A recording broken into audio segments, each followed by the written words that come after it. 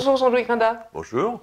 Bonjour, alors c'est magnifique parce qu'on se retrouve à Monte-Carlo dans l'opéra pour lequel vous dirigez et on va parler des chorégies d'Orange puisque vous aussi vous êtes le directeur général des chorégies. Donc on traverse la région PACA à travers l'art et c'est ça qui est magnifique. Merci beaucoup de nous accueillir dans cette belle maison. Oui, c'est une belle maison l'opéra de Monte-Carlo parce que si on parle d'Orange, on peut parler 2 secondes de l'opéra de Monte-Carlo. Bien entendu. C'est une très belle maison à laquelle je suis d'autant plus attaché que c'est mon pays, parce que je suis né ici, et que mon père a chanté dans ce théâtre, qui était chanteur, donc il était baryton. Il a débuté sur scène ici en 1947, il chantait Paillasse, rôle de Silvio, et puis après il a dirigé ce théâtre également. Et d'ailleurs on est dans son bureau. Voilà. Alors, ça doit être à la fois très agréable de venir travailler ici, comme on le disait tout à l'heure, par le paysage, le patrimoine, l'histoire, mais d'autant plus encore plus fort par rapport à cette émotion de transmission. Oui, oui, tout à fait. L'opéra, enfin, pas seulement l'opéra, le théâtre, la danse, tous ces arts de la représentation sont des arts également de transmission.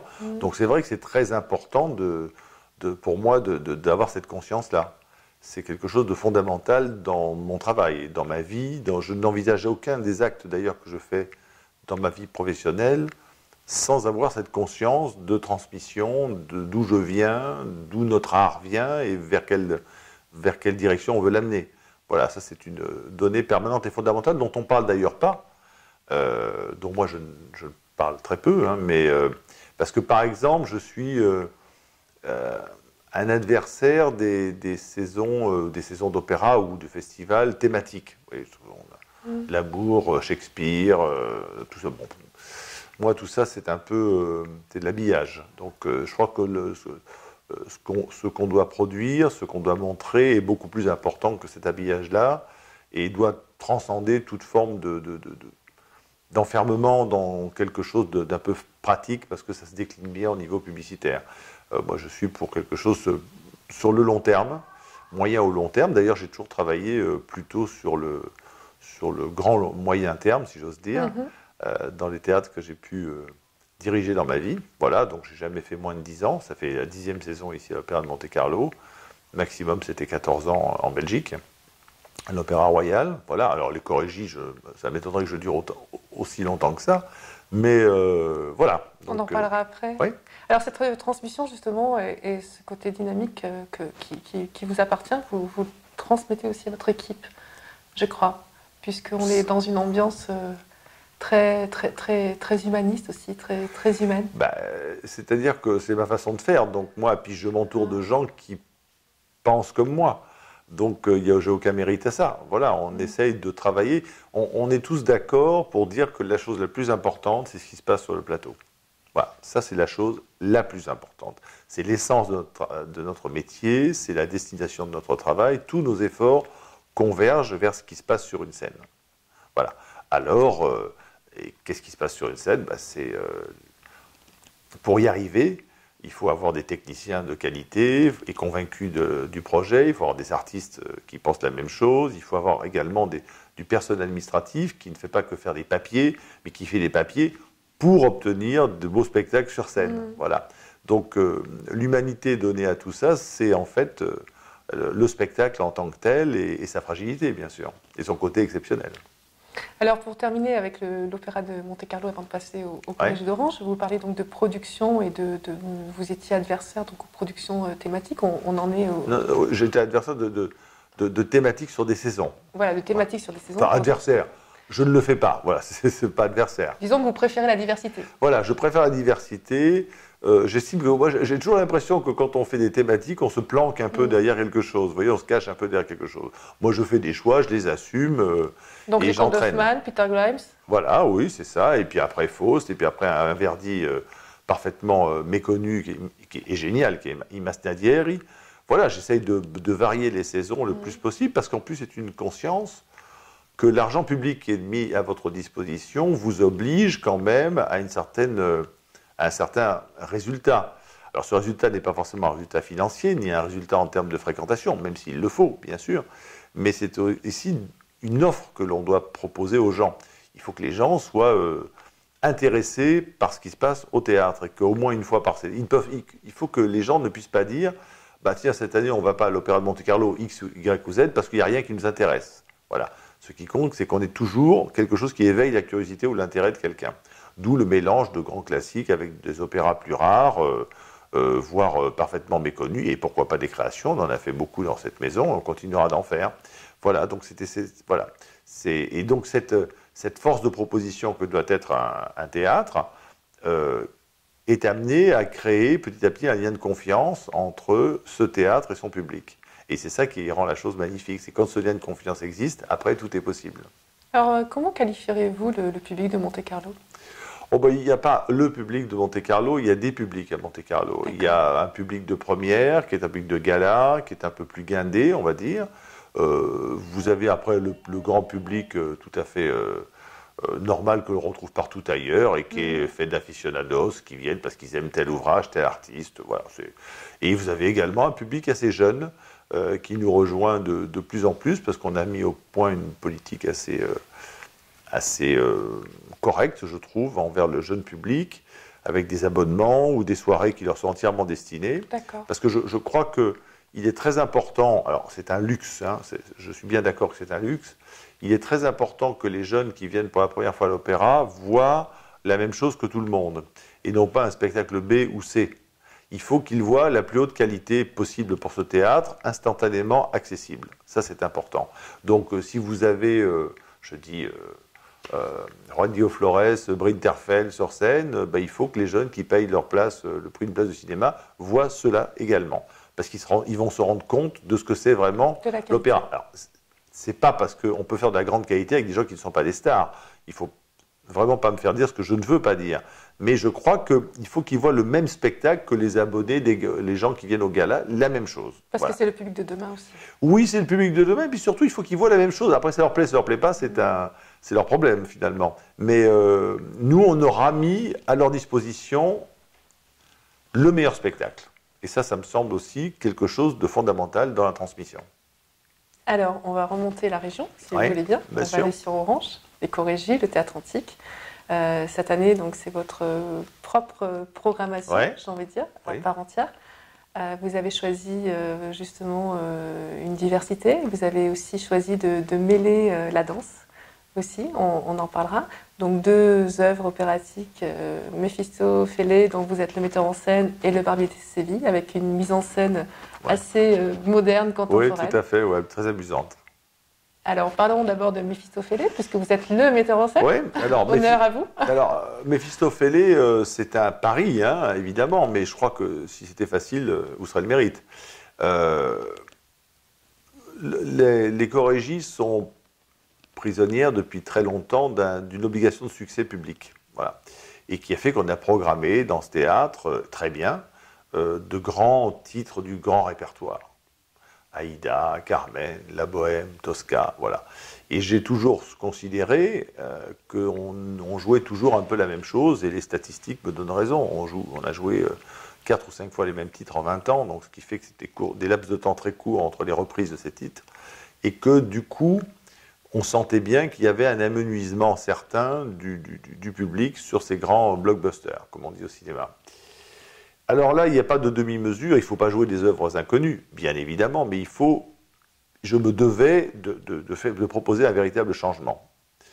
Et ce changement, ben voilà, c'est un opéra qui n'a plus été joué au Corégies depuis 1905, donc un certain temps, et un opéra qui est en même temps exceptionnellement bien fait pour Orange, parce que c'est un opéra, d'abord c'est une musique formidable, c'est une histoire magnifique, c'est le Faust de Goethe, les 2 livres du Faust de Goethe, et c'est en même temps une masse chorale impressionnante qui a des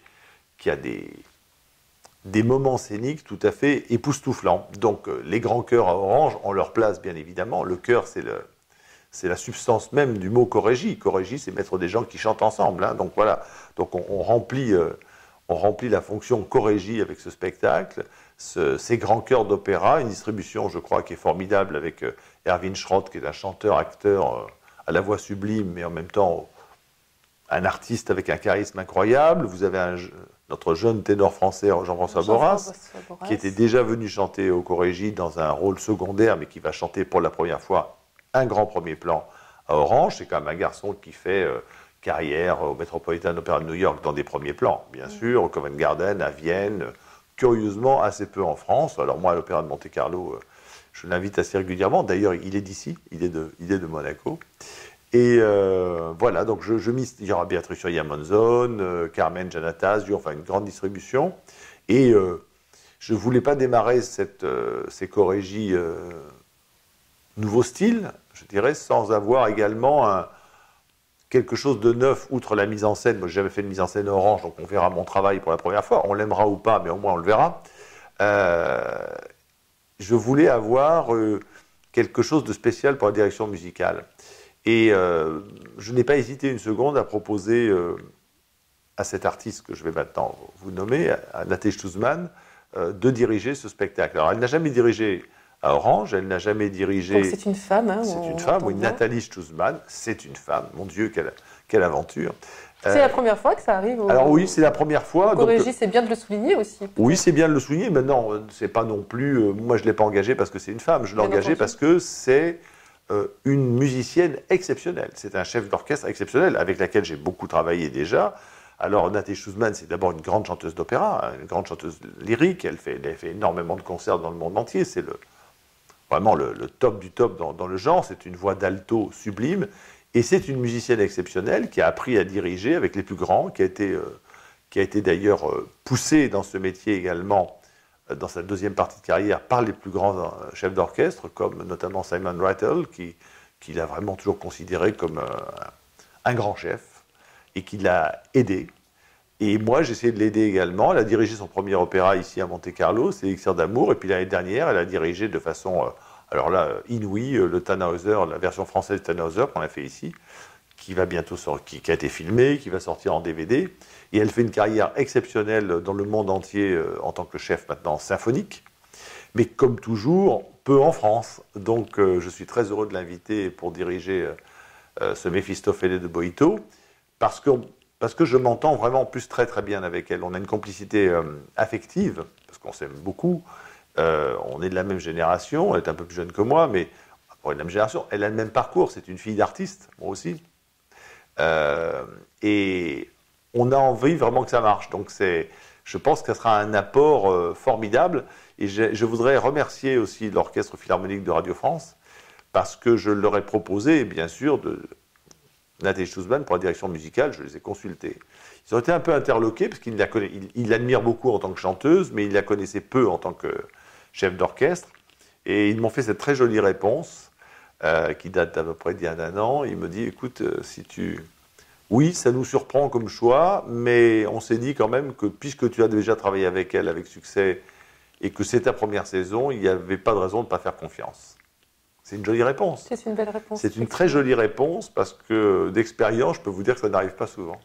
Voilà. Alors, votre mise en scène, est-ce que vous pouvez en parler un petit peu? Oui, je veux bien en parler, moi, de ma mise en scène de Méphistophélès. D'abord, c'est un opéra que j'ai beaucoup fait dans ma vie. Je l'ai fait, la première fois, j'ai fait une première version en 2007, en juin 2007. Et puis après, je l'ai joué à Montpellier, je l'ai fait... en Italie, je l'ai fait à Tel Aviv, j'ai fait beaucoup, voilà, à Monte-Carlo également. C'est un opéra que je trouve profondément génial, parce qu'il est d'Arrigo Boito. Alors je rappelle qu'était Boito, c'était non seulement un compositeur, mais c'était aussi le librettiste de Verdi pour la fin de sa vie. C'est lui qui a fait le livret de Falstaff et le livret d'Othello. Donc, et les échanges... épistolaire qu'il a eu avec Giuseppe Verdi, qui écrivait beaucoup, montre à quel point l'un et l'autre s'alimentaient, se poussaient, se comprenaient. Et je pense que le Verdi d'Othello de Falstaff n'aurait pas été celui-ci si derrière il n'y avait pas eu Boito. Ça, j'en suis intimement persuadé. Ce qui ne retire rien au génie de Verdi, mais il y a eu un truc en plus qui s'est passé à ce moment-là. Et Boito, dans sa jeunesse, avait écrit quelques opéras, dont ce Méphistophélès, qui est une œuvre qui englobe les deux livres du Faust de Goethe. Et c'est très rare, parce que le Faust qu'on connaît de Gounod ne parle que d'un épisode du premier. Par exemple, la damnation, c'est pas aussi complet. Et les scènes de Faust de Schumann non plus. Là, on est vraiment dans quelque chose qui englobe tout, et c'est une grande cosmogonie que l'on va vivre comme un voyage immobile. Parce que quand Méphisto arrache son pacte à Faust, le fait signer, il l'emmène dans un voyage, mais ce voyage, on peut penser qu'il se passe en 1000 ans, en 100 ans, en 50 ans, en 3 secondes, en 1 milliseconde, on ne sait pas, puisque c'est le diable qui a tous les pouvoirs. Et donc, nous l'avons pensé comme un voyage immobile, mais avec, bien sûr, une grandeur scénographique impressionnante et des projections, enfin des choses assez spectaculaires, tout ce qu'il faut pour ravir le spectateur d'Orange. Je crois vraiment que c'est une œuvre qu'il ne faut vraiment pas manquer. Voilà, ça c'est, j'en suis persuadé. Alors maintenant, le public suivra-t-il? Je l'espère. Bon, est-ce que ça plaira? Je l'espère aussi. Je pense que oui. Plaire, oui, je pense que oui. Maintenant, voilà, c'est un vrai pari parce que ça sort des sentiers battus présentés depuis une trentaine d'années au Corégie. Bien entendu. Alors ne n'en dévoilons pas plus, si vous voulez bien, pour donner aussi envie.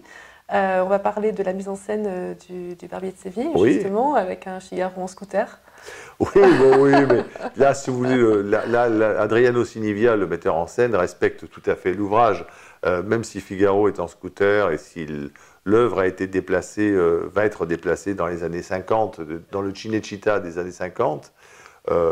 C'est vraiment un travail délicieux fait par Adriano Sinivia, drôle, c'est tout ce qu'on attend du Barbier de Séville, la légèreté, la grande connaissance de ce répertoire, parce que Adriano est non seulement italien, mais il est vénitien, donc il a une gestuelle qui lui est très particulière. D'ailleurs, il sera sur scène dans le spectacle également. Et avec une distribution, je crois, assez formidable en termes de chanteurs rossiniens. Je crois qu'on va arriver à quelque chose de très très bien. Et il y a certainement aujourd'hui un engouement du public parce que c'est une œuvre qui n'a jamais été jouée au Corégie d'Orange. Jamais. C'est étonnant d'entendre cela, parce qu'on pourrait se dire effectivement qu'une œuvre aussi célèbre que celle-ci peut aussi... Alors, il y a une explication. L'explication, elle est qu'on dit, mais le Barbier de Séville, c'est petit, il n'y a pas de grand cœur. Oui, mais ça dépend comment on traite l'œuvre, d'abord. Et je crois que le plaisir de cette musique, je crois qu'on peut... Qu'est-ce que ça raconte, en fait, cette programmation entre Méphistophélès et le Barbier de Séville? Méphistophélès, c'est bien sûr une grande fresque, quelque chose de très très puissant, le Faust avec la Rédemption, enfin tout y est, c'est le grand opéra traditionnel, peu joué à Orange, vous l'avez compris, mais qui est extraordinaire. Et le Barbier de Séville s'est terminé sur un sourire. C'est terminé ce festival sur un sourire parce que c'est une œuvre avec 2 ou 3 moments de vraie émotion musicalement parlant, mais c'est une œuvre qui déclenche un plaisir d'essence immédiat. Dès les premières notes de l'ouverture, vous êtes heureux. Et vous êtes parti pour un voyage, alors là, dans l'Italie, là, dans l'espace assez vide en Espagne, mais dans l'Italie, parce que ça se passera comme à Cinecittà, dans cette mise en scène-là, mais vous êtes parti dans quelque chose de léger. Voilà, ce sont des bulles de champagne pour terminer cette première saison, ça me semblait pas mal. Et entre-temps, on va partir en Russie. Oui, on va partir en Russie avec le ballet de Maurice Béjart. Oui. Donc c'est très éclectique aussi, c'est un voyage musical. Oui, alors on passe du sombre au... Alors la nuit russe, je vais commencer cette année ce concept de nuit dédié à un pays. Chaque année. On est dans les thématiques là. Oui, non, mais ça c'est un concert, c'est tout. Parce que non, c'est bien d'avoir un palmarès comme ça au cours d'une soirée, d'avoir plusieurs approches de certains genres de musique. Et donc avec ce très grand jeune chef d'orchestre russe, Mikhail Tatarnikov, on a monté un programme consacré à la musique russe avec des grands chanteurs de ce répertoire, des grands chœurs, toujours ce qui fait la force des chorégies. Ça sera, je crois, vraiment une très très belle soirée musicale, très forte. Et puis après, vous avez parlé de Béjart. Je voulais absolument refaire de la danse à Orange, car je crois que le lieu s'y prête admirablement bien, ce grand plateau.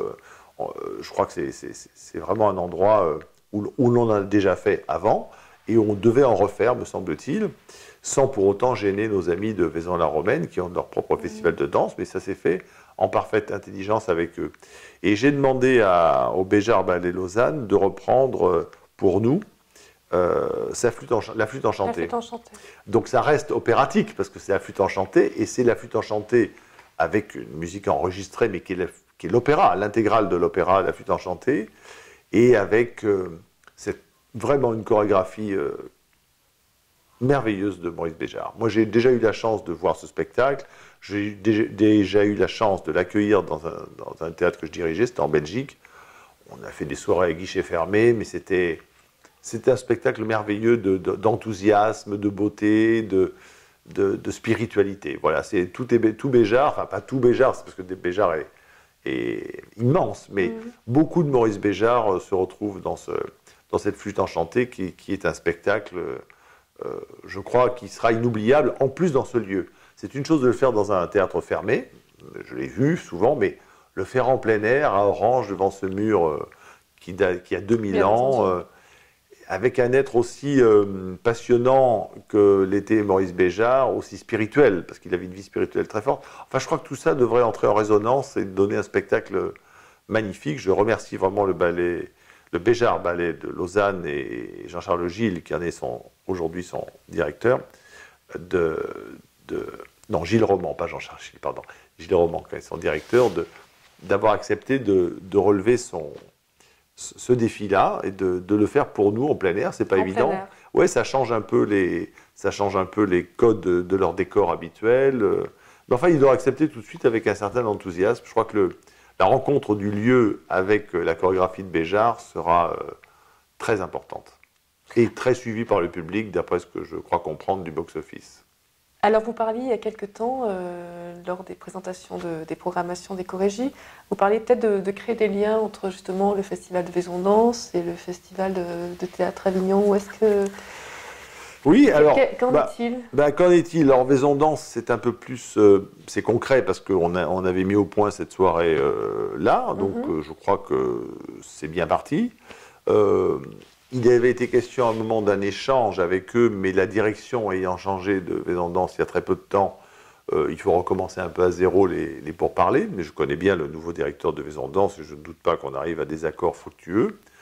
Moi, c'est bien parce que la scène de Vaison, me semble-t-il, est parfois petite pour accueillir certains spectacles que nous pouvons accueillir et nous pourrions très bien, en échange, chez eux, aller faire un concert, par exemple, ou un concert lyrique ou un concert de chœur.